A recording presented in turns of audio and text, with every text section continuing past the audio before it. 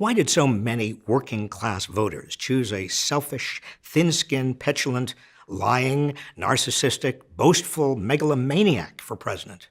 It's important to know because we need to stop more Trumps in the future. They're laughing at crime. They're rapists. There's nobody that respects women. The answer lies in the interplay between deep-seated racism and stagnant and declining wages. Both must be addressed. Some working-class men and women were and still are receptive to Trump's bigotry. That wall. Build that wall. Build that wall. But what made them receptive?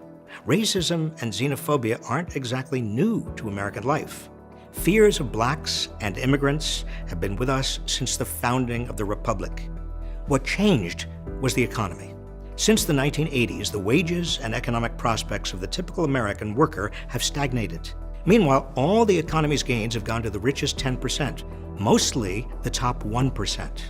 Wealthy individuals and big corporations have in turn invested some of those gains into politics.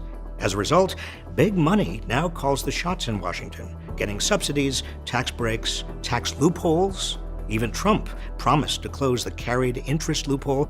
Carried interest was unfair, and it's gone. Yet it remains. And bailouts. The near meltdown of Wall Street in 2008 caused a recession that cost millions their jobs, homes, and savings, but the street got bailed out, and not a single Wall Street executive went to jail. In the 2 years leading up to the 2016 election, I revisited many of the places I had visited when I was labor secretary in the 1990s. People told me the system was rigged against them. A surprising number said they planned to vote either for Bernie Sanders or Donald Trump, the two anti-establishment candidates who promised to shake up Washington. But Trump's racism and xenophobia focused the cumulative economic rage on scapegoats that had nothing to do with its causes. It was hardly the first time in history a demagogue has used this playbook.